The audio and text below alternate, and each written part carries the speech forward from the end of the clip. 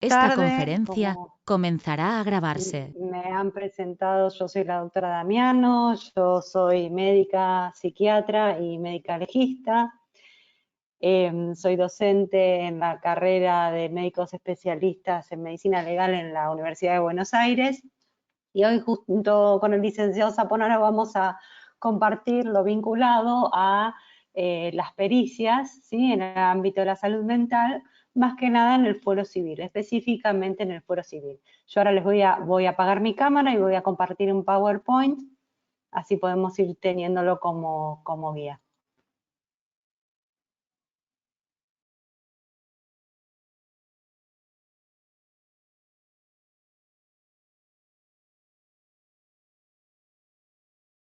Aguárdenme unos segundos que compartir en esta plataforma me lleva unos.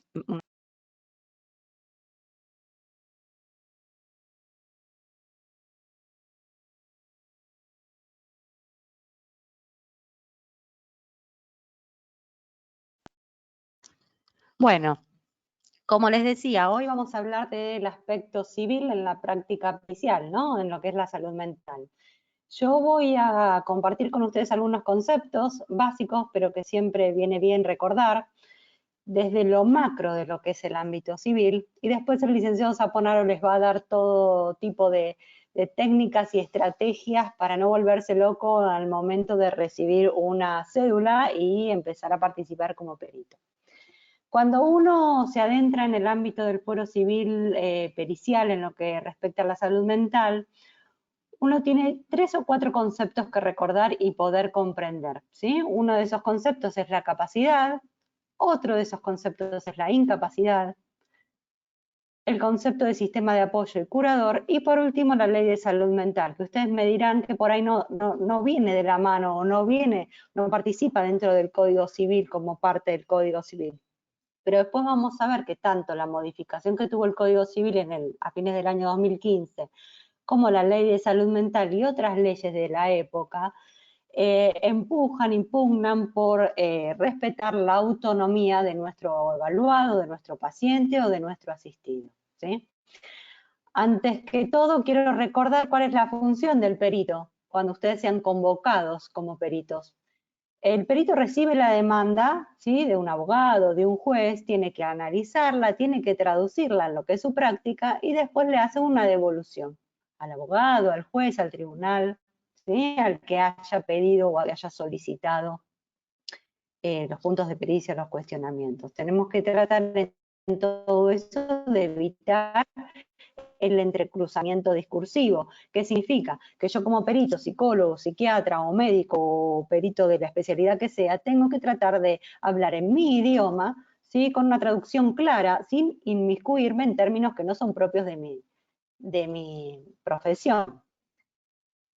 Voy a volver a hacer una división, que es muy importante. Recordemos, estamos en el ámbito civil, ¿sí? Una división grande y simple en lo que es el ámbito pericial es dividir entre lo que es el fuero penal y el fuero civil. Nosotros como profesionales de la salud utilizamos las mismas herramientas para expedirnos tanto en uno como en otro, pero el fundamento y el porqué de nuestras respuestas van a estar dirigidos a otras cuestiones. En líneas generales, en el ámbito penal, se trata de ver si alguien tuvo la capacidad para comprender lo que hizo o no, ¿sí? Es decir, si se le puede reprochar ese acto. En cambio, en el ámbito civil, lo tendiente es a la protección de esa persona, ¿sí?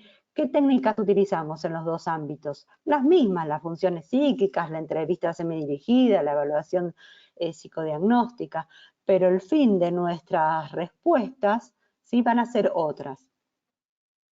Como les dije, ¿de qué nos munimos nosotros? De las facultades mentales. ¿Qué es lo que hacemos? Evaluamos las capacidades mentales de aquel sujeto que viene a nuestro consultorio para ser periciado, ¿sí? Tenemos que ver si existe una capacidad real y potencial para hacer un acto. Debemos evaluar a grandes rasgos las esferas cognitiva, afectiva y volitiva, que si uno se pone a pensar, ¿sí?, esas 3 esferas me dan los 3 grandes grupos sindromáticos de la patología que existe en salud mental. Si hablamos de la esfera cognitiva, puedo hablar de un retraso mental, ¿sí? O de una discapacidad intelectual para hablar más correctamente y más afín a nuestros tiempos. Podemos hablar también de una demencia. Si hablamos de la esfera volitiva, tengo que evaluar cómo está la timia, cómo está la afectividad, es decir, esa persona está padeciendo una depresión. Y si hablamos de la esfera volitiva, tenemos que hablar de todo lo que me altera la voluntad, ¿sí? Por ejemplo, esta persona padece algún tipo de adicción, ¿sí? Estas facultades mentales son las mismas que evaluamos en ambos fueros, ¿sí? En el fuero penal y en el fuero civil. Pero hoy específicamente vamos a hablar del fuero civil. Y con que se lleven 3 o 4 conceptos de la charla que estoy compartiendo con ustedes como temáticas fundamentales del ámbito civil, yo ya estaría contenta. Yendo a las fuentes. ¿Qué es el Código Civil? El Código Civil es el código que establece las normas que rigen las relaciones entre las personas, ¿sí? Y determina cuáles son los derechos y las obligaciones. Nosotros tenemos un Código Civil bastante añejo, pero que en el año 2015 sufrió una modificación y a partir del año 2016 algunos de sus términos fueron justamente ayornados en consonancia con estos otros cambios legales que les comenté al principio. ¿Qué dice el Código Civil que es una persona capaz? ¿Sí? ¿Qué significa para el Código Civil ser capaz? ¿Y ser capaz de qué? De poder vivir en sociedad compartiendo mi responsabilidad, ¿sí? Ejerciendo mi autocuidado, ¿sí? Sin ir en contra de mi salud y en contra de mis bienes. Pero si yo tengo que ir a la etimología, es decir, al origen de la palabra capacidad utilizada en el Código Civil, tengo que pensar en capacitas, ¿sí? ¿Qué significa capacitas? La aptitud que tiene un sujeto para gozar o ejercer sus derechos y contraer obligaciones.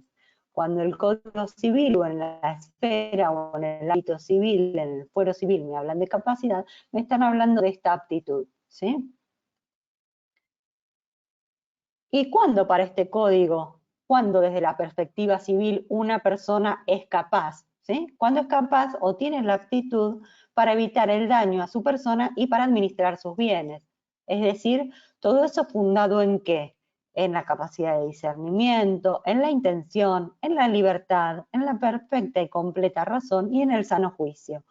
Podríamos nombrar infinidad de patologías o de grandes síndromes en los cuales justamente estas 5 entidades no estarían respetadas, ¿sí? O no estarían conservadas. Entonces, desde este punto de vista y desde estos conceptos vamos entendiendo lo que implica en el ámbito civil ser una persona capaz, ¿sí? Es decir, soy capaz civilmente cuando tengo las condiciones tanto psíquicas como jurídicas para gozar, adquirir y ejercer todos los derechos y contraer mis obligaciones. En esta filmina hablamos de condiciones tanto psíquicas como jurídicas. Un ejemplo de condiciones psíquicas en las cuales yo no podría ejercer mi capacidad civil, por ejemplo, sería tener una depresión severa. En una depresión severa, como dijimos, la esfera afectiva estaría, ¿qué? Condicionada. Entonces no tendría yo por ahí todas mis capacidades para ver cuándo ejercer un derecho y cuándo contraer una obligación. Puedo dejar, por ejemplo, por mi depresión de ir a trabajar. Puedo, por mi depresión, ¿sí? Tener un cuadro pseudo delirante y donar todos mis bienes. ¿Eso en función de qué? De un gran síndrome que me está a mí impidiendo evaluar con la capacidad que me sugiere el Código Civil que tengo que tener para adquirir y ejercer mis derechos.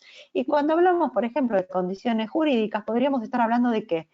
De algo simple como un menor de edad. ¿Sí? Un menor de edad, ¿sí? O un menor de 12 años específicamente también, más allá de que la minoría de edad está determinada en nuestro país a los 18, no tendría la capacidad civil con las condiciones jurídicas como para qué, como para gozar y adquirir determinados derechos. ¿Eso qué va a necesitar esa persona? Va a necesitar de un representante. ¿Bien? Como decimos, cuando esa capacidad, sea por una cuestión psíquica o por una cuestión jurídica, no está funcionando plenamente, necesito de otro que vele por mis cuidados. Y ahí aparecen los representantes, tutores en el caso de los menores y curadores en el caso de alguien que sufre una patología mental. Es importante que tengan en cuenta que esta división tutor-curador como únicas opciones es bastante vieja, porque me habla del código de antes del 2016. A partir del 2016 se introduce una figura, podríamos decir, intermedia, ¿sí? Que es el sistema de apoyo, que ya vamos a ver qué es. Entonces, hasta acá, como para hacer un mini repaso, conceptos importantes para tener en cuenta en el ámbito civil: capacidad civil, ¿sí? Código civil y capacidad de ejercer mis derechos y de contraer obligaciones. Por otro lado, la figura del tutor y por el otro lado, la figura del curador, ¿sí? Y la nueva figura instaurada en el año 2016, que es el sistema de apoyo. Cuando hablamos de capacidad, de esta capacidad a la que se refiere el Código Civil, la tenemos que dividir en dos, ¿sí? Una capacidad de derecho, que tenemos todos por ser una persona humana, y una capacidad de ejercicio. Esa capacidad de ejercicio se llama de ejercicio a partir del año 2016, porque antes la capacidad estaba dividida en capacidad de derecho y de hecho, ¿sí? Hoy en día la capacidad está dividida en capacidad de derecho y de ejercicio, ¿sí? Y esta capacidad de ejercicio es la que nosotros, por medio de nuestro diagnóstico o nuestro dictamen, es la que vamos a tratar de alguna manera, adecuar a nuestro paciente, a nuestro asistido, para que justamente nadie tampoco se aproveche de él y él pueda ejercer sus derechos con los sistemas de apoyo que requiera, ¿sí?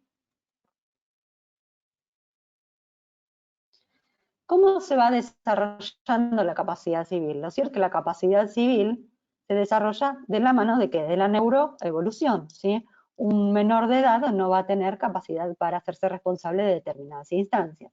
Lo moderno en este cambio del código en el año 2016 es que va haciendo una segmentación en edades y atribuye determinadas posibilidades de elección a los menores de edad, pero no a cualquier menor de edad, sino a aquellos menores de edad que son menores de edad, pero que han cumplido 13 años, ¿sí? Es decir, para el Código Civil, un menor de edad es una persona que no ha cumplido los 18, pero un adolescente es un menor de edad que cumplió los 13 años. Esto es importante para los que evalúan niños o para los que trabajan con niños.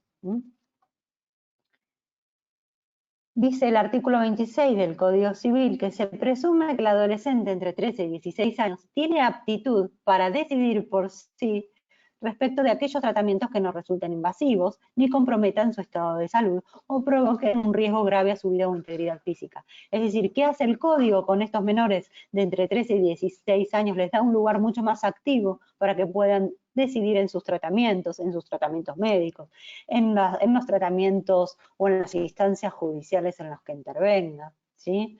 En ese caso, en caso de conflicto, cuando ese niño o adolescente entre 13 y 16 años no esté de acuerdo con la medida a tomarse, se va a priorizar siempre el tratamiento que más proteja su salud, porque el bien superior a respetar es la vida.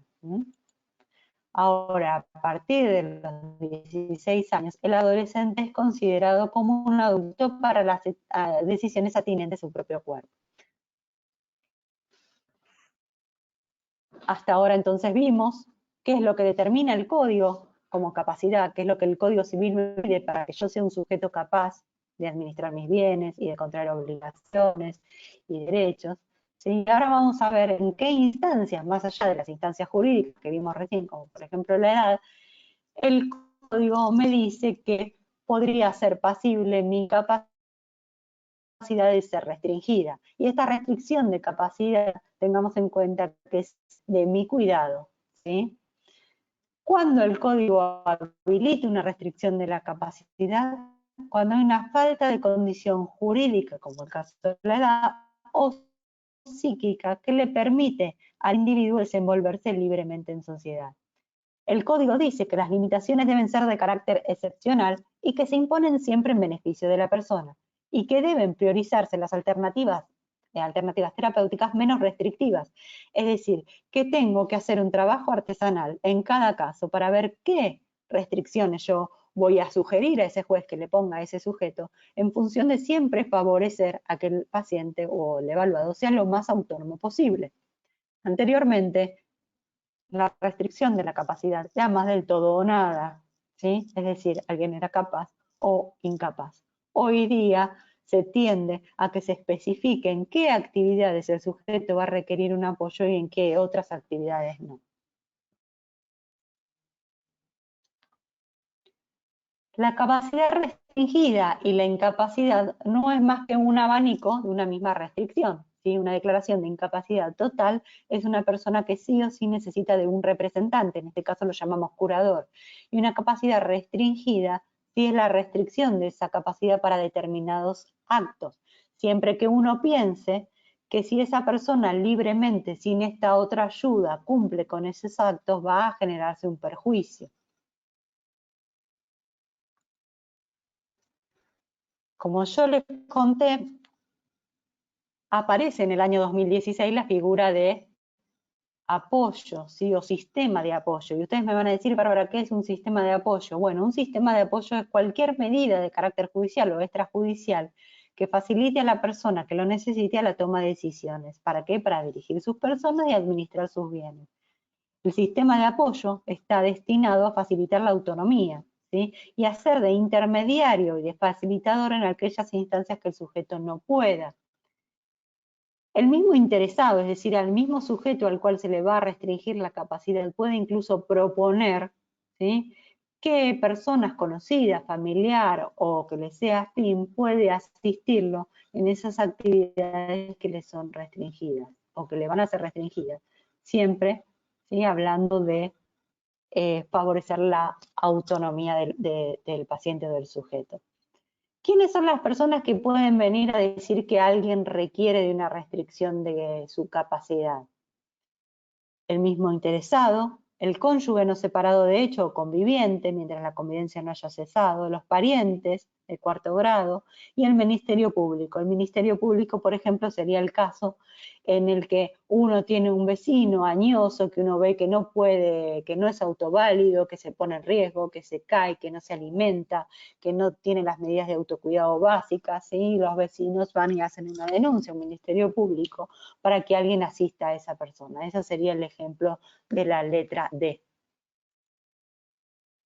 Lo que es importante en el cambio del código es que invita también al propio interesado a que pueda aportar todas las pruebas en el caso de que considere que esa medida que se está tomando sobre su capacidad es demasiado restrictiva. ¿Sí? Si alguien viene y dice, por ejemplo, yo sería el caso que vivo sola, que soy añosa, que no soy autoválida y que mis vecinos están viendo que lo cierto es que me estoy poniendo permanentemente en riesgo y van a hacer esta especie de denuncia al ministerio y yo considero que no, yo puedo, como interesada en el proceso, presentar los certificados médicos de mi psiquiatra, de mis médicos tratantes, diciendo que mis capacidades superiores, ¿sí?, que mi capacidad para discernir, mi razón, mi sano juicio están indemnes como para no requerir una restricción de mi capacidad, ¿sí? Es decir, las modificaciones del código son tendientes a incluir a la persona a la cual se le está restringiendo, se le está declarando incapaz a participar en el proceso. ¿Todo en función de qué? De esto que vengo repitiendo desde el inicio, que es la de favorecer la autonomía, ¿sí?, pero con un cuidado en aquellas personas que lo requieran. ¿Cómo debe ser la sentencia? Es decir, ¿qué debe poner el juez en esa sentencia para restringir la capacidad de alguien o para declarar a alguien incapaz? Debe unirse y debe plasmar un diagnóstico y un pronóstico, ¿sí? Se debe más o menos decir en qué época esa situación se manifestó, cuáles son los recursos personales y familiares que tiene esa persona. Un régimen de protección. Entonces, para que un juez pueda decir todo esto, ¿qué es lo que necesita? Lo que dice la filmina abajo, ¿sí?, el dictamen de un equipo interdisciplinario. Y ahí es muchas veces donde nosotros intervenimos, ¿sí? Nosotros podemos intervenir formando un equipo interdisciplinario en un servicio de salud mental de cualquier hospital, o podemos indirectamente a veces, sin darnos cuenta, completando la historia clínica de nuestro paciente o dando un certificado, generar pruebas para algún tipo de trámite que se vincule con una sentencia de incapacidad o de capacidad restringida. La sentencia debe determinar la extensión y el alcance y especificar las funciones y actos a que se limita, ¿sí? Es decir, no puede ser una cuestión del todo o nada, ¿sí? La revisión de la sentencia puede tener lugar en cualquier momento e instancias del interesado, es decir, yo, en el caso que fuera la persona a la cual están interesados en declarar incapaz, puedo en cualquier momento acercarme al juzgado y decirle al juez, quiero que esto se revise, porque yo no estoy de acuerdo con mi sentencia, ¿sí?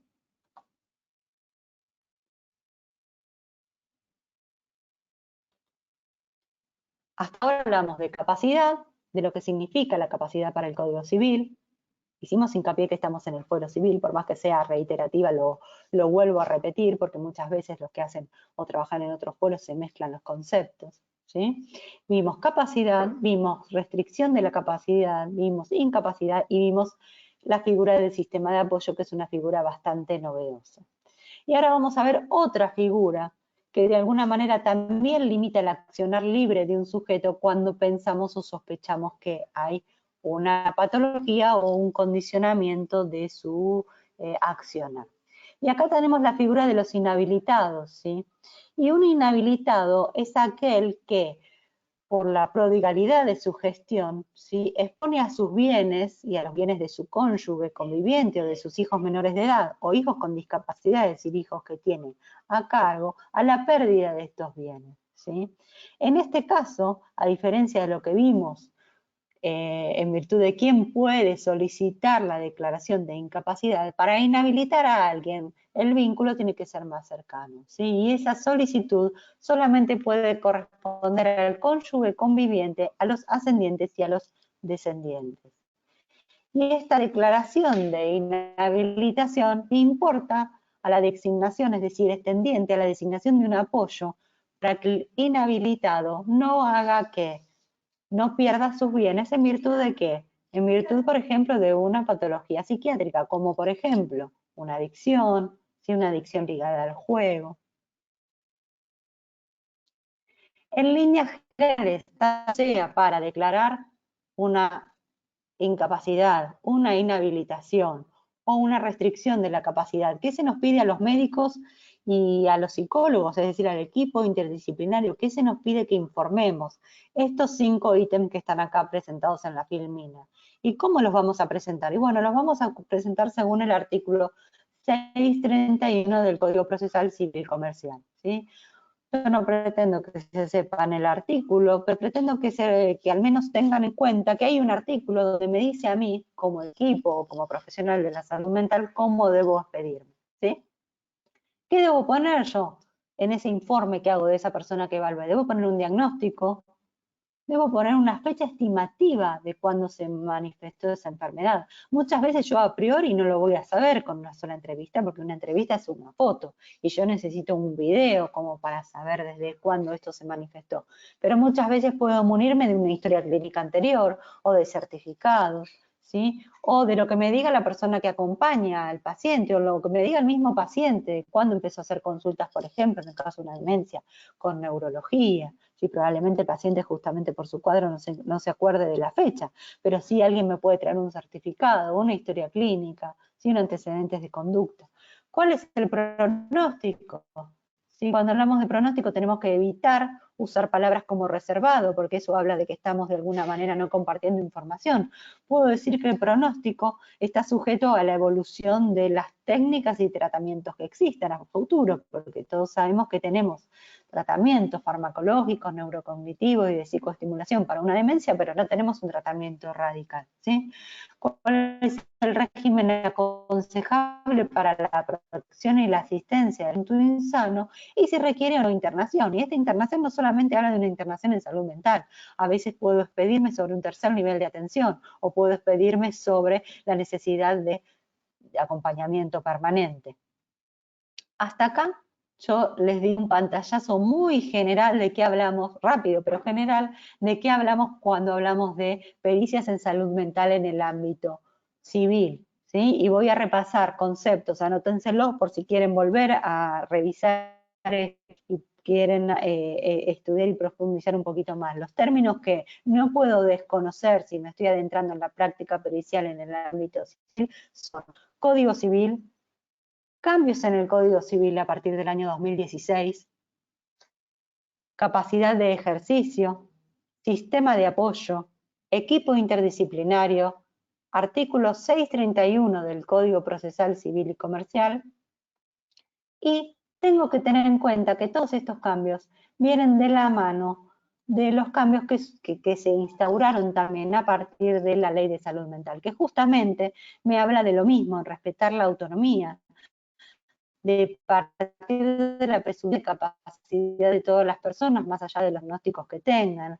¿sí? De que las adicciones deben ser abordadas como parte integral de la salud mental. Yo no los voy a aburrir con la ley de salud mental, porque seguramente ya han escuchado mucho sobre los ítems más importantes de esta ley, pero tengan en cuenta que tanto la ley de identidad de género como la ley de salud mental, como los cambios producidos en el Código Civil en el año 2016, vienen de la mano de respetar la autonomía, ¿sí? Es decir, que porque alguien sea portador de un diagnóstico de enfermedad en salud mental, no por eso tengo que ir directamente a una internación, no por eso tengo que ir directamente a una declaración de incapacidad, sino que tengo instancias intermedias como los sistemas de apoyo, como la restricción de la capacidad, para que esto no sea una sentencia o un efecto del todo o nada, sino que sea un trabajo más artesanal en el caso por caso, y esa restricción sea tendiente exclusivamente a cuidar a la persona y no la vuelva aún más incapacitada, es decir, no la restrinjan a aquellos actos en los que la persona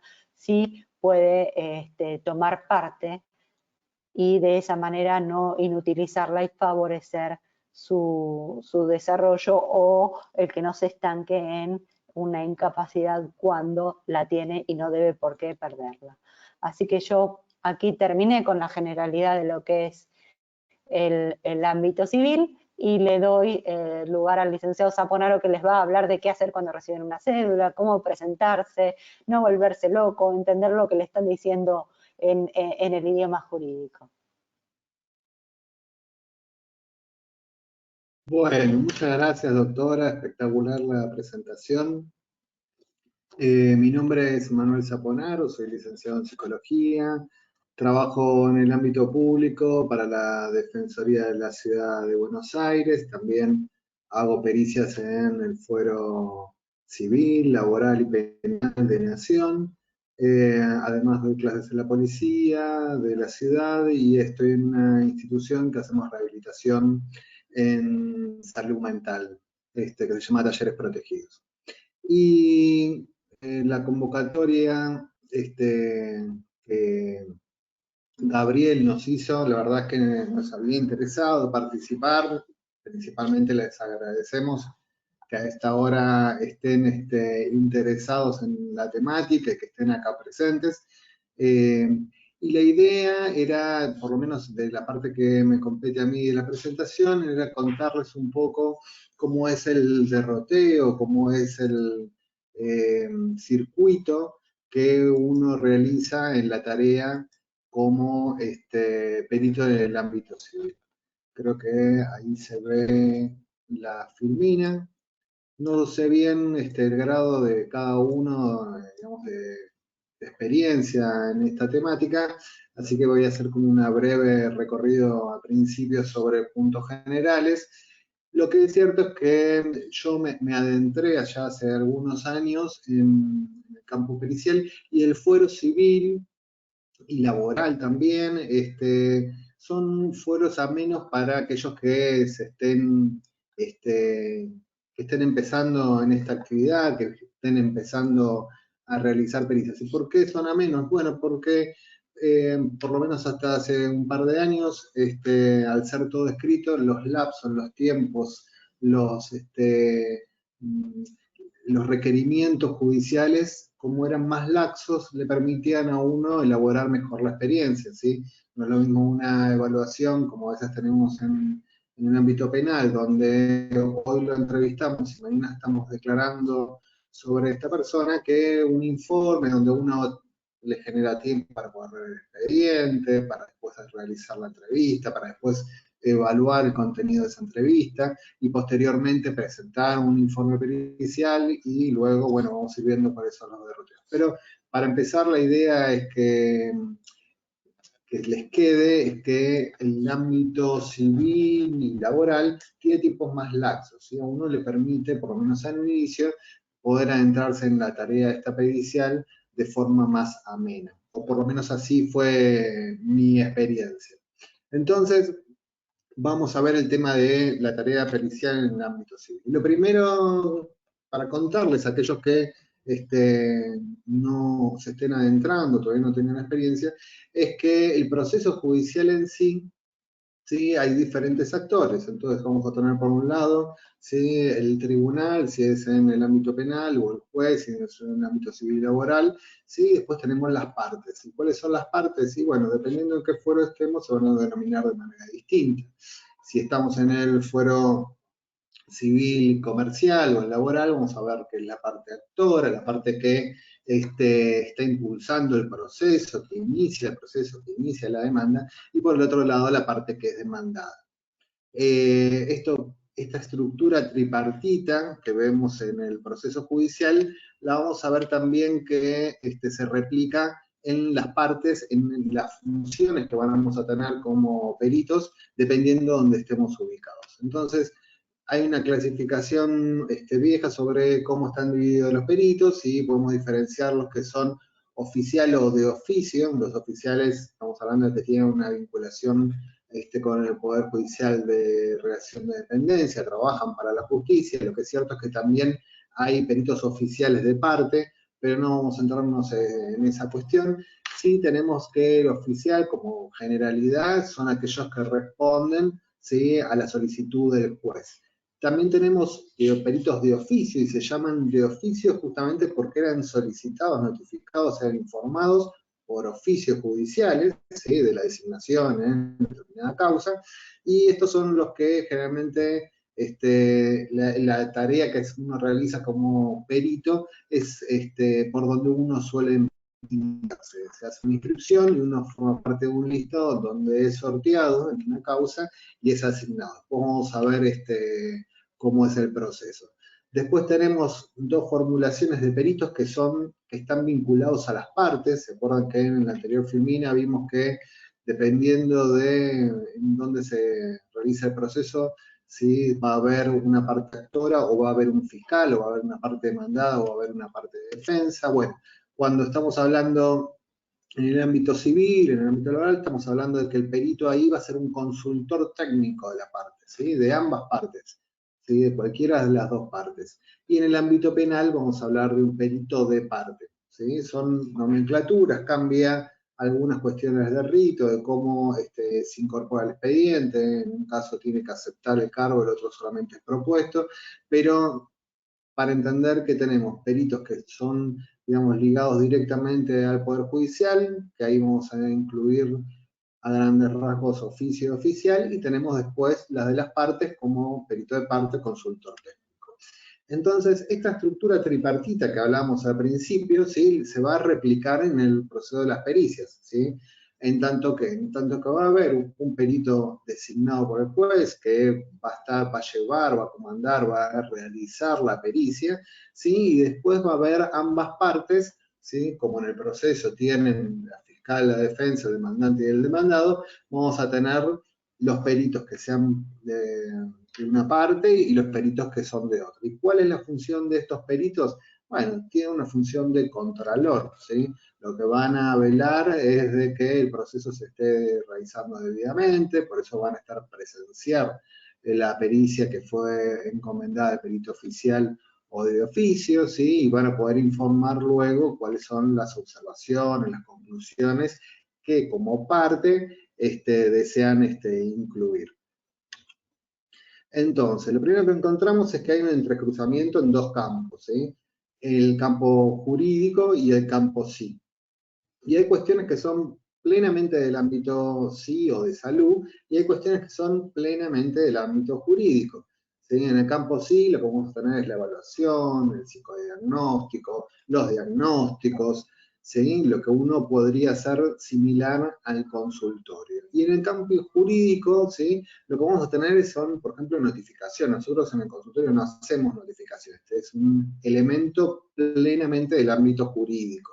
La aceptación de cargo, los puntos de pericia, las fechas de evaluación, las propuestas, digamos, son actos que tienen que ver con una administración jurídica que excede el campo sí. Y luego tenemos un entrecruzamiento que es justamente ahí nuestra experticia, nuestro trabajo, ¿sí? Como peritos, que va a estar justamente en dos elementos. Va a ser el informe pericial, ¿sí? Lo que se va a informar al juez, ¿sí? Ya sea de parte, o oficial o de oficio, ¿sí? Las respuestas o las impugnaciones, dependiendo en dónde estemos como peritos, ¿sí? Vamos a ayudar a impugnar o vamos a ver cuáles son los destinos del informe oficial pericial, ¿sí? Y la presentación del informe. ¿Y cuál es nuestro lugar como peritos? Bueno, nosotros como peritos, ¿sí? Nuestro lugar es de testigo experto. ¿Y qué es un testigo experto? Bueno, no es un testigo, por ejemplo, como puede ser un testigo presencial, que pueden citar para ver si una persona concurría a tal trabajo, ¿sí? O si cometió en el ámbito penal tal ilícito.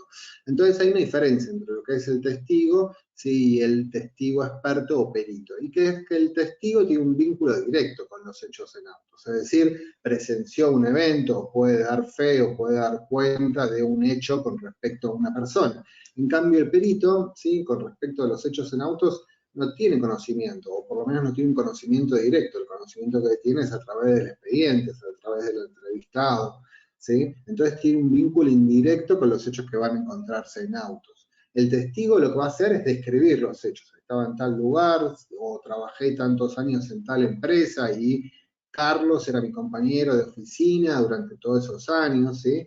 Va a tener una experiencia directa con los eventos que están en el expediente. En cambio, el perito no. El perito no fue a trabajar, no sabe con quién trabajaba Carlos, cómo era la oficina, ¿sí? Va a tener una experiencia indirecta, pero lo que va a aportar el perito es la valoración, ¿sí? Va a tener que hacer un juicio de valor, un juicio como profesional, y ese es el aporte que tiene el perito como testigo. Por eso, por un lado, el testigo es vinculante, ¿sí? Los hechos que el testigo declara son vinculantes con respecto al expediente, en cambio los del perito no son vinculantes. Se forme también el juez un juicio de valor sobre lo que se está informando. El testigo no va a tener acceso al expediente, ¿sí? En cambio el perito sí, el perito va a poder leer el expediente, puede extraer del expediente elementos que le sirvan para su dictamen. El testigo va a ser único y reemplazable, ¿sí? La persona que trabajó con Carlos en esa oficina, ¿sí? No se puede reemplazar, porque no hay otra persona, supongamos que trabajaban ellos dos solos, que pueda declarar que trabajaba con Carlos. En cambio el perito sí, el perito se puede remover, puede hacer otro, ¿sí? Le puede pasar algo, puede asumir otro perito atrás y el proceso sigue y puede ser reemplazable. El testigo no se puede recursar, ¿sí? No se puede excluir, en cambio el perito sí, se puede tomar a distancia, el testigo es una carga pública, por eso es obligatoria, y la de perito no, la de perito debe aceptar el cargo, ¿sí? Se sortea en el ámbito civil y el perito acepta o no desarrollar esa tarea. Y acá. Bueno, ¿cómo se accede al ámbito civil, laboral? A partir del Poder Judicial de Nación, ya hace varios años empezó a digitalizar los expedientes, entonces uno ingresa a partir de una plataforma virtual, teniendo ya usuario, password y demás, y puede ingresar a los expedientes. Y acá tenemos un listado, ¿sí? Cómo se ven las carátulas de los expedientes en los que fueron sorteados. Si ustedes se inscriben como peritos de oficio en el ámbito laboral, en el ámbito civil, ¿sí? Acá les van a aparecer los expedientes relacionados. Relacionados, ¿qué quiere decir? Que fueron sorteados y les fueron asignados a ustedes, en los cuales después ustedes harán las presentaciones correspondientes, que vamos a ver ahora cuáles son. Entonces, hay objetos, ¿sí? Los objetos que son aquellos elementos que se solicitan a los peritos que informen, ¿sí? O que valoren. Y tenemos, por ejemplo, en el ámbito laboral, situaciones de moving, tenemos accidentes laborales, incapacidades laborales. Bueno, en el ámbito penal no viene acá el caso, pero bueno, la imputabilidad, el estado psicoactual, enfermedades, situaciones de maltrato. En el ámbito civil, como informó la doctora, ¿sí? La figura de incapacidad civil es una figura compleja y sumamente interesante que la abordó la doctora Damiano.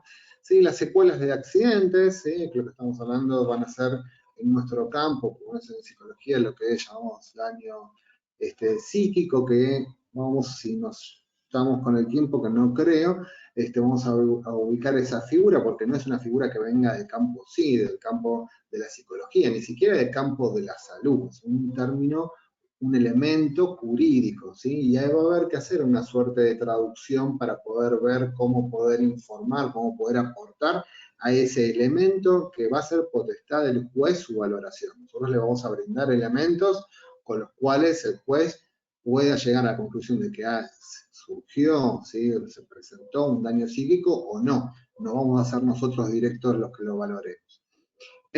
Bueno, capacidad para declarar y secuelas psicológicas, que estamos en el ámbito del daño psíquico, la guardia y custodia en el ámbito de familia, régimen de visitas, adopción y tutela de menores. Los menores también pueden ser objetos de evaluaciones y generalmente lo que se solicita son evaluar la credibilidad del testimonio cuando realizan declaraciones, la toma de declaración en sí en las cámaras Gesell, la valoración de psicología, o sea, de enfermedades que pueda tener el menor y la valoración de situaciones de maltrato. Y lo que les quiero contar del ámbito civil es que es un ritual. ¿Y qué es que es un ritual? Es siempre igual. Vamos a ver que hay una parte, ¿sí?, que tiene que ver con la evaluación, cómo se redacta el informe y demás, pero después todo el proceso es un proceso ritualístico, ¿sí? Se repite una y otra vez. ¿Y qué elementos se van a repetir? Bueno, el tema de la inscripción, ¿sí?, cómo yo ingreso a poder realizar tareas como perito en los diferentes fueros, ¿sí? Las notificaciones, ¿sí?, cómo a mí me informan que fui sorteado, las aceptaciones de cargo, la presentación de la fecha de evaluación, la evaluación, el informe pericial, su impugnación, que es parte del recorrido, el derroteo en el ámbito civil, y por último, final, ¿sí?, al horizonte del caminito tenemos el cobro, que no es una tarea menor, implica toda una tarea, toda una dificultad además. Así que estos elementos son siempre igual y cada vez que ingresan alguna causa, toman y empiezan a realizar la tarea, van a tener que pasar en forma secuencial por cada uno de estos. De ahí la cuestión de ritual. Bueno, la inscripción en el ámbito nacional se hace siempre en septiembre y octubre, ¿sí? Hay un montón de tutoriales para eso. Siempre se hace de este año para el siguiente, o sea, en este año, el 2021, en septiembre, octubre, uno se puede escribir para ejercer en el 2022. ¿Sí? ¿Y cuáles son las cámaras que uno puede inscribirse? Bueno, en lo civil, comercial, laboral, contencioso administrativo, que son los juicios realizados contra el Estado, lo penal económico, criminal y correccional. Y como vimos anteriormente, uno se tiene que registrar, crear un usuario, ¿sí?, en la página del Poder Judicial de la Nación, después tiene que validar ese domicilio electrónico, llaman domicilio electrónico, ¿sí?, al quit, o el usuario que tiene el Poder Judicial, ¿sí?, que este año ya no, el año anterior adquirió cada vez mayor relevancia a la hora de poder hacer las presentaciones que íbamos a llegar, porque en el último año y medio fue algo cambiando, sobre todo en la época de pandemia. La validación de ese domicilio electrónico en forma presencial, ¿sí? Uno va a tener que ir a presentar los papeles, por lo menos en las primeras veces. Antaño, había que ir a cada una de las cámaras y presentarse en cada una de las cámaras para su inscripción. Hoy ya eso no es necesario, está digitalizado, uno se puede inscribir por internet, pero la primera vez que va a empezar va a tener que ir en forma presencial para que un oficial de justicia le valide los datos que está presentando. Validar las profesiones en donde se va a inscribir. ¿Por qué? Porque una persona puede inscribirse en diferentes profesiones, ¿sí? Puede haber una persona que tenga más de una profesión, inscribirse en diferentes profesiones, y dentro de nuestro ámbito, que es el ámbito de salud, de psicología, existen el reconocimiento de ciertas especialidades, ¿sí?, como adicciones, técnicas, Roger y demás, en las cuales uno se puede inscribir bajo esa distinción o diferenciación. La documentación, históricamente había que llevar una estampilla, y era tal cual, era una estampilla, la compraban en el Banco Nación, una estampilla como la de cartas, pero tenía que después llevarla así hasta cada una de las cámaras, mostrar que pagó su estampilla judicial para que lo inscriban. Hoy la estampilla judicial quedó el nombre, pero es una transferencia bancaria, hace una transferencia bancaria que es, digamos, el pago para la inscripción dentro del régimen. Este pago se hace todos los años, creo que la última vez fueron 500 pesos, y se inscribe para el año siguiente. Bueno, después le van a pedir que presente toda la documentación que acredite su profesión, título, matrícula, fotocopia, DNI, y en el caso que uno se esté inscribiendo en fuero criminal y correccional, nos van a pedir un certificado de antecedentes penales. La cédula de notificación. Hoy la cédula de notificación, ¿sí?, va a llegar a la plataforma que vimos del Poder Judicial.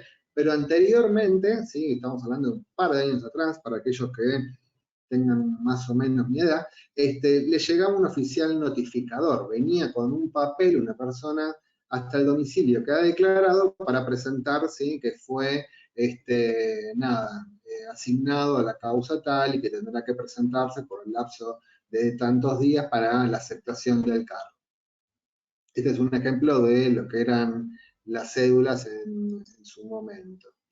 ¿Qué es la aceptación del cargo? Bueno, estuvimos en un listado, ya nos inscribimos, bien, estamos en la plataforma, tenemos usuario, podemos ingresar y todavía no vemos ninguna causa, ni podemos hacer nada, tenemos que esperar a que seamos sorteados. Es el listado, se van a ir sorteando y nos van haciendo asignados. Y una vez que nos asignen, nos notifican, nos va a llegar una cédula hoy digitalmente y nos va a llegar un mail a la casilla diciendo que estamos designados en la causa fulano contra fulano, ¿sí? Y una vez que nos notificaron, que nos mandaron, ¿sí?, esa notificación, ese aviso, vamos a tener una cantidad de días para aceptar esa designación, ¿sí? En la práctica no son tan estrictos con el tema de los días, pero bueno, en las normativas está que tenemos 3 días para hacer la aceptación del cargo. ¿Y cómo se hacía originalmente la aceptación del cargo? No hace tanto, digamos, un año y medio atrás. Bueno, era la parte que sí o sí había que hacerla presencial en el juzgado donde había sido sorteado. O sea, había que ir, ¿sí?, con un escrito, ¿sí?, que diga que aceptaba el cargo, que lo iba a desempeñar en forma fiel a la función que le fue asignada. Luego podía manejarse con las mesas receptoras de oficios que había en diferentes lugares y no había que ir directamente al juzgado. Hoy en día, por suerte, se puede hacer todo en forma digital usando el usuario de la plataforma. Entonces, en su origen se hacía por escrito en el expediente y tenía que concurrir con alguna identificación, cosa que se esperaba. Entonces, ¿y cómo se hacen estos escritos judiciales? ¿No? Uno diría, bueno, ¿hay alguna pauta? Hay algunas pautas, hay algunos ritos, hay algunos datos que nos pueden guiar de cómo es, por lo menos los aspectos formales. Y, por ejemplo, del Código Procesal Civil y Comercial, encontramos que la referencia a que los escritos se van a hacer bajo la redacción en que se hacen bajo el reglamento de la Justicia Nacional, o sea, nos remite una pauta a otra pauta, y el reglamento de la Justicia Nacional nos dice que tiene que ser en tinta negra, papel de fondo blanco, deben ser firmados al pie y con aclaración. Y esto, ¿por qué es importante? Porque de alguna manera es lo que le da validez, ¿sí?, que respete, ¿sí?, las pautas de los aspectos formales del escrito, y si faltasen alguno de estos podría cuestionarse. Debe encabezarse con una expresión sobre su objeto, la pretensión, ¿sí?, qué es lo que se solicita. Perito psicólogo propone fecha de evaluación, perito psicólogo solicita intimación, ¿sí? Es una referencia para que uno pueda tener en forma rápida un entendimiento de cuál va a ser el contenido de ese escrito. Bueno, la provincia de Buenos Aires tiene algunas acepciones mayores, que no están mal usarlas, que es, bueno, el tipo de papel que sea en hoja A4, y los márgenes. ¿Por qué hay una especificación de estos márgenes? Porque los expedientes eran físicos y al tener que unirlos, si uno trataba de leer y no dejaba el margen suficiente, no podía leer los bordes, ¿sí? Ese problema por suerte ya no está, pero igualmente están, digamos, las pautas de cómo se realizaban. También la entrega de copias, o sea, cuando uno presentaba un escrito, ¿sí? Lo que tenía que generar tantas copias como partes hayan. ¿Para qué? Para que las sean notificadas las partes, ¿sí? En cada una de las partes les iban a llegar unas hojas. En este caso, con la digitalización ya no es necesario, con subirlo en formato PDF, después se puede notificar digitalmente. Y acá hay un ejemplo, ¿sí? De un escrito para proponer una fecha de evaluación. ¿Y qué tenemos? Tenemos el encabezado, ¿sí? Propone nueva fecha, el perito psicólogo propone nueva fecha, el perito psicólogo propone fecha, ¿sí? Pero tiene que remitir, ¿sí? Tiene que informar sobre el contenido de ese informe.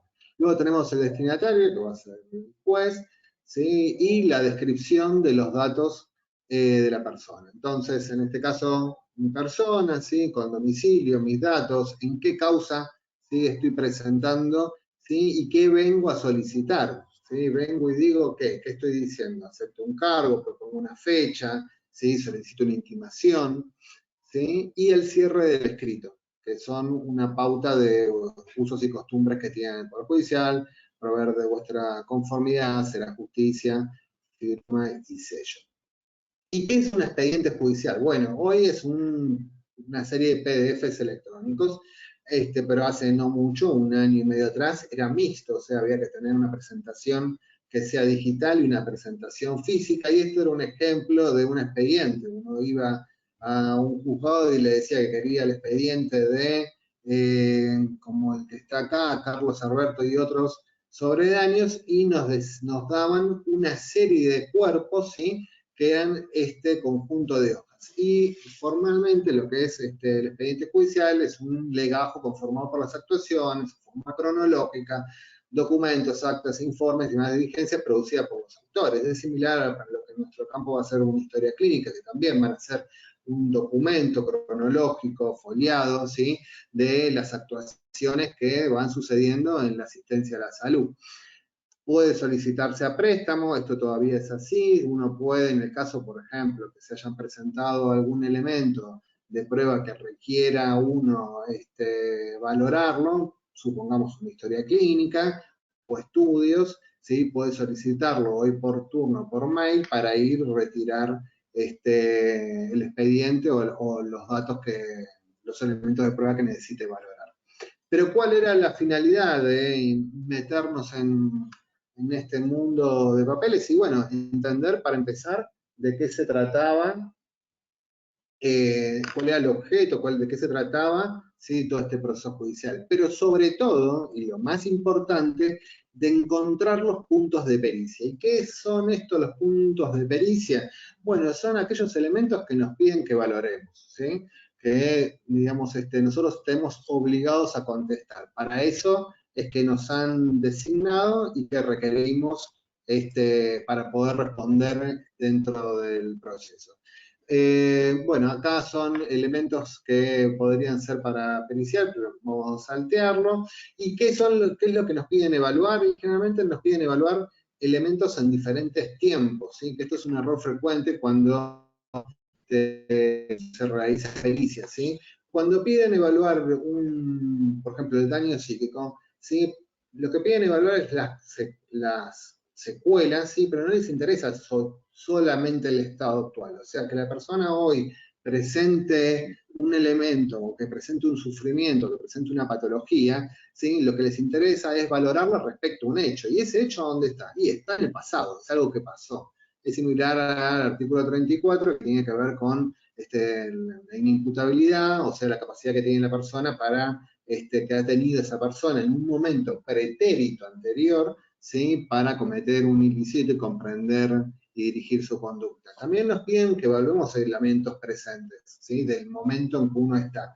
Y eso está en relación a evaluar estados de salud, es decir, informar al juez cómo está esta persona actualmente. Y eventualmente nos piden elementos prospectivos, es decir, nos piden elementos hacia el futuro.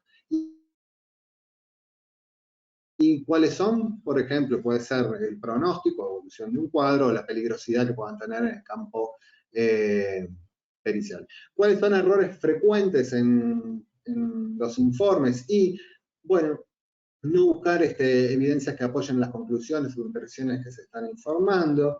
Se suele realizar malas interpretaciones de las técnicas proyectivas y psicométricas, que son después objeto de cuestionamientos por parte de las partes.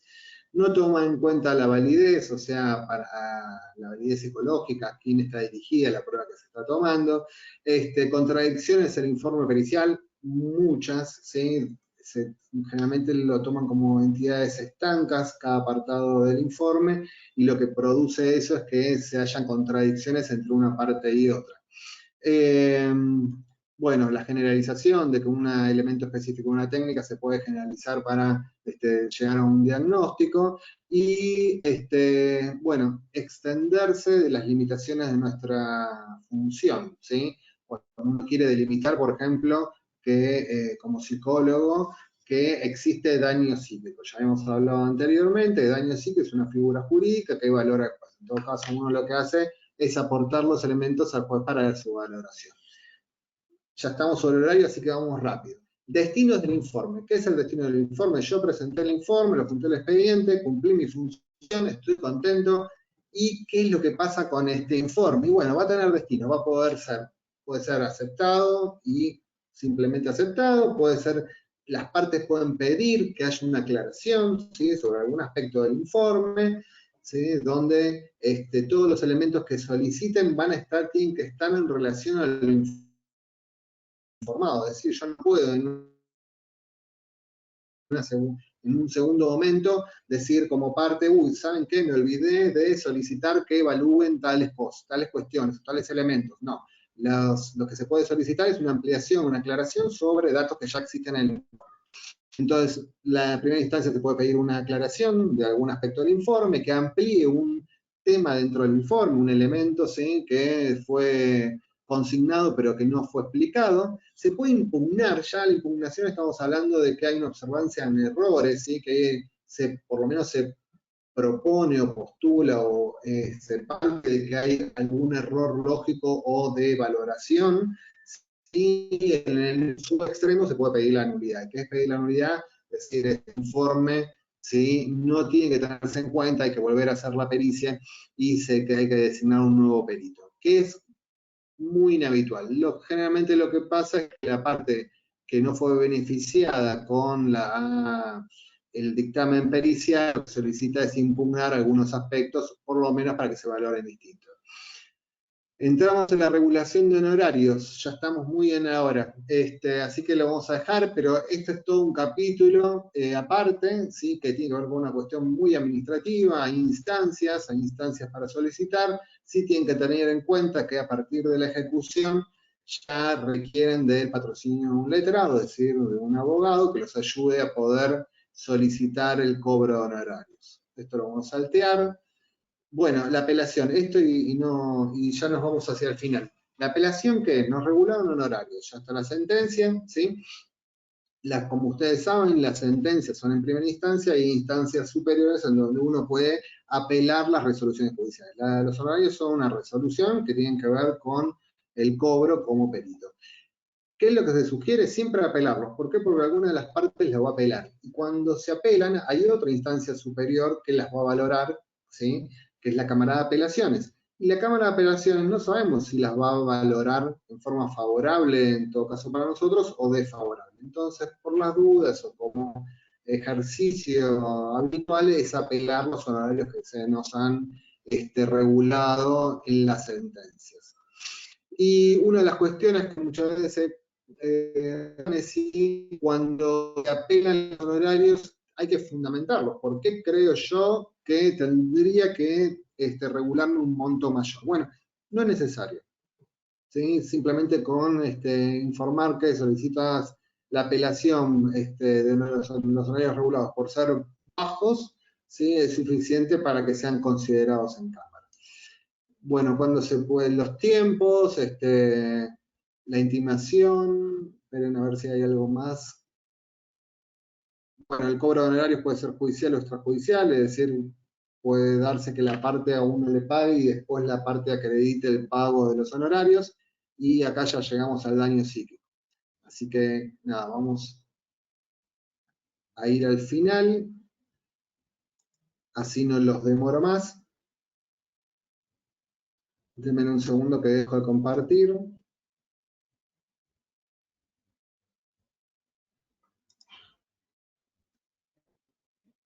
Ahí estamos. Bueno, ¿cumplimos aproximadamente con el horario? Esperemos que sí. A ver si estamos en horario. Preguntas. Retomamos los problemas de los micrófonos. Bueno, no veo que haya quedado claro el concepto del sistema de apoyo que debe funcionar. ¿Quieren hacer alguna pregunta? ¿Quieren habilitar los micrófonos?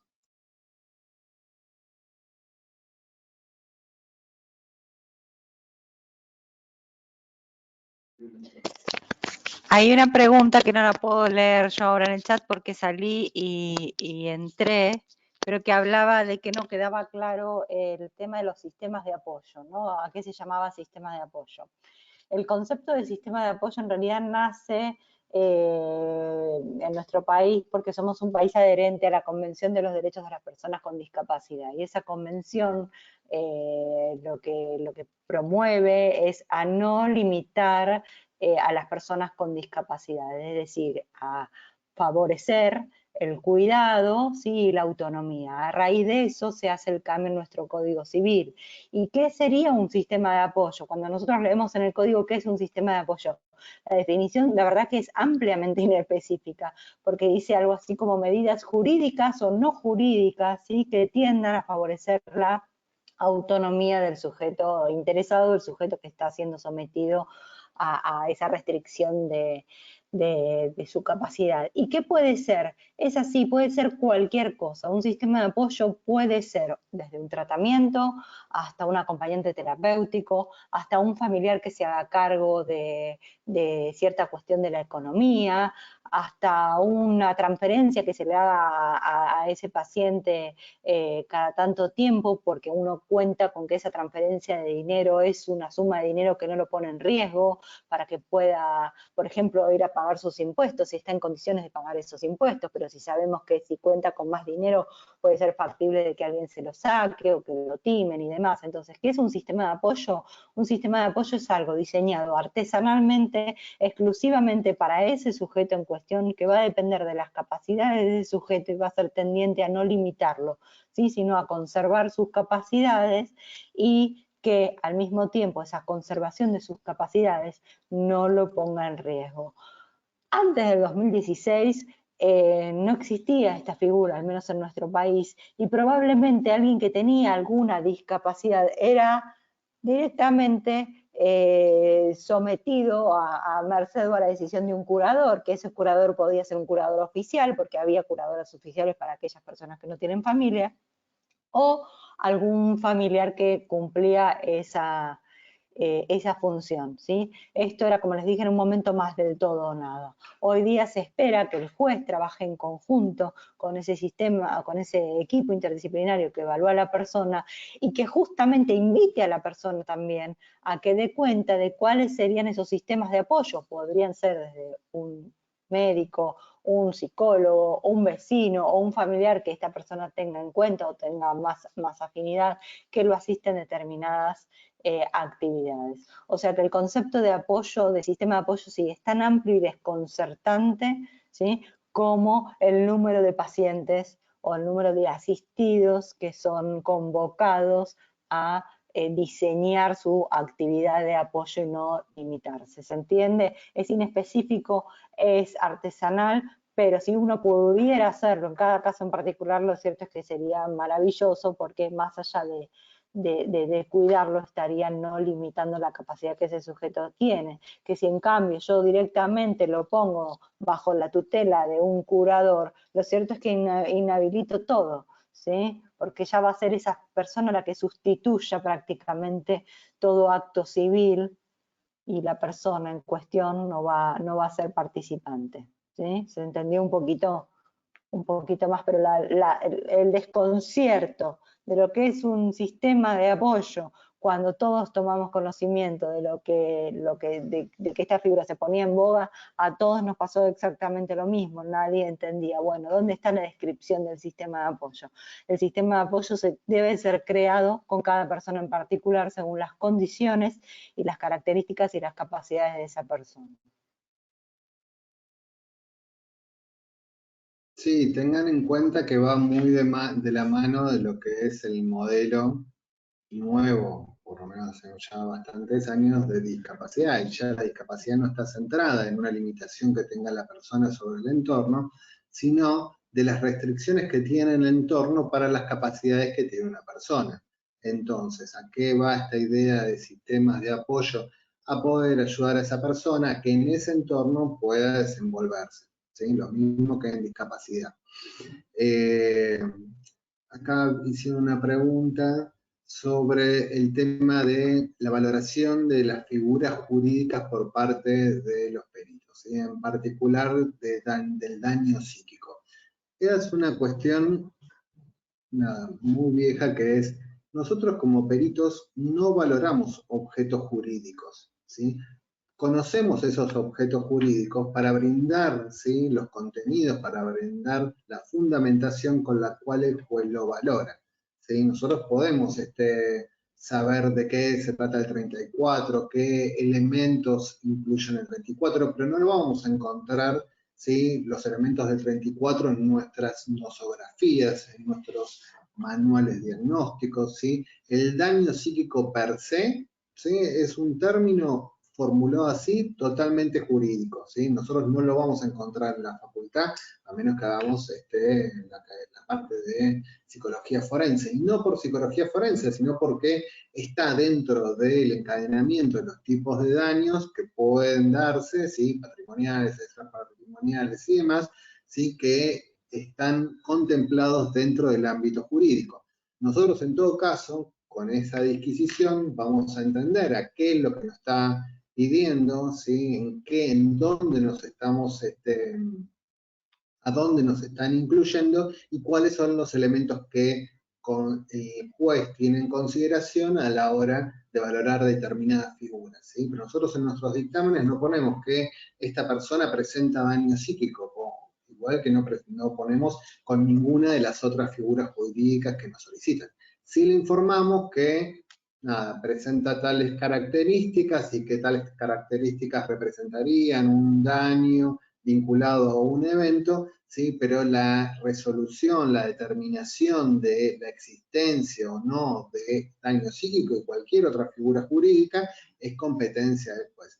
Y eso es un tema importante, porque hay algunas veces que nos piden a nosotros directamente como peritos que valoremos si existió o no existió daño psíquico, o si esta persona hizo o no hizo tal cuestión. Y eso no es competencia nuestra, ¿sí? Muchas veces sí nos solicitan eso porque les sirve a los magistrados para apoyarse, ¿sí?, en nuestros dictámenes para tomar una resolución. Pero lo cierto es que eso es algo que le compete al juez. Nosotros le aportamos datos.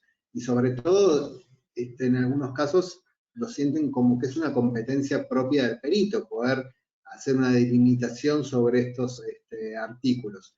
Y estos artículos no se trasladan directamente, no hay una interpretación directa, ¿sí?, al ámbito de salud o al ámbito de la psicología, ¿sí? Requieren de una reformulación, por eso hay autores que la van a entender de una manera, otros de otra, que van a incluir una serie de características de cómo valorarlo.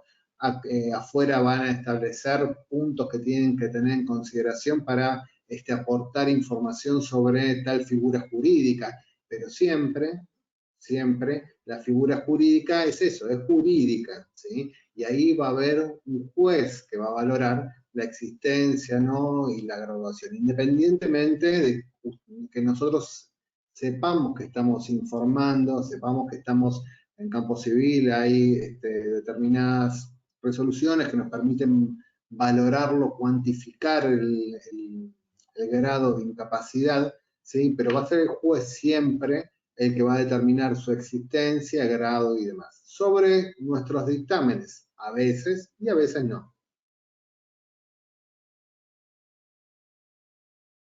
No sé si tienen alguna pregunta, pueden abrir los micrófonos. Somos pocos, vamos a hablar.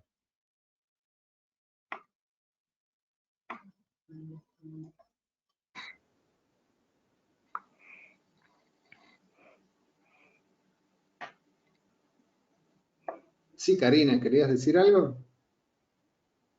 Sí, primero que nada, muchísimas gracias por la exposición. Han sido sumamente clarísimos. Todavía siguen pidiendo la valoración de daño psíquico y es muy importante esto, ¿no? Lo que vos decís de que es competencia de los jueces. Yo hace un día en un pedido de una pericia se solicita ahí la evaluación todavía del psicólogo de este término, ¿no? Que es jurídico sobre daño psíquico. Y a veces responder a ciertas demandas judiciales nos hace entrar en un terreno pantanoso, sobre todo si después tenemos que Exactamente. respaldarlo. Bueno, pero bueno, entendemos también que el ámbito jurídico tampoco entiende los elementos de la psicología, entonces nos lo va a pedir con sus palabras. Y a veces sus palabras son estas. Ellos entienden que nosotros no vamos a determinar el daño psíquico, pero nos dicen que valoremos el daño psíquico. Lo que en todo caso tenemos que entender nosotros que son las formas que los pide la justicia, porque son los elementos que ellos tienen, con los cuales, los conceptos con los que ellos trabajan, con los cuales nos piden, pero que de ninguna manera nosotros terminamos delimitando, juzgando o emitiendo un dictamen sobre si existe o no, cuál es el monto y cómo hay que resarcir a tal persona. Sí, muchísimas gracias. Muy clara No. la exposición. Muchísimas gracias. Bueno, no sé si la doctora quiere agregar.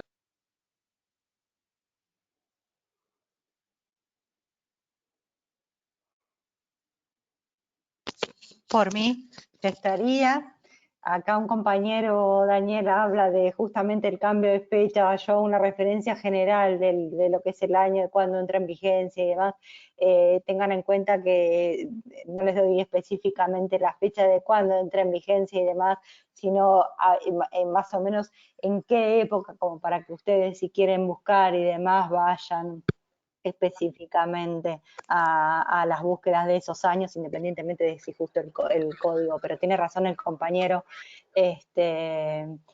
Lo cierto es que entre el año 2015 y 2016 es donde se producen estos cambios o estas instancias de estos cambios en los nombres de la capacidad del sistema de apoyo, ¿sí? Seguramente los abogados tienen más fino la fecha, el día justo y el mes. A mí me importa que más que nada la gente que hace psicología o psiquiatría forense tengan un linkeo en el tiempo de cuándo es más o menos la fecha, porque aparte de eso viene en consonancia con una década que genera leyes en general favorecedoras de la autonomía, ¿sí? Como les dije, no solamente la ley de salud mental, sino la ley de identidad de género. Pero bueno, gracias Daniel por el aporte.